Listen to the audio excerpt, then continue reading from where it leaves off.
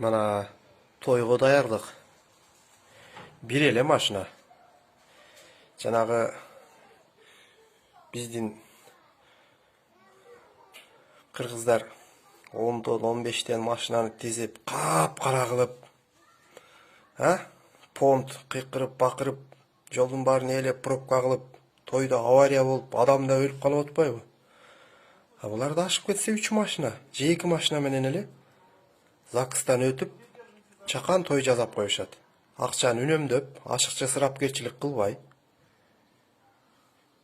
Өз орустардын деле жакшы жагын алса болот, жаман жагын эмес. Акчаны үнөмдөп, туура пайдаланып, ашыкча ысырапкерчиликти жок кылып дегендейчи. Мына булар тойго даярданып атат. Жарым сааттан бери. Bir эле машина. Кайра карайм, баланын достору келбейби? Алар деле 5'ten 10'dan кап-кара лимузиндерди тизип чыкпайбы, кыйкырышпайбы, бакырышпайбы, аккордеон менен ырдабайбы депчи. Россияда жүргөндөр өзүңөр көрүп эле жүрөсүңөр.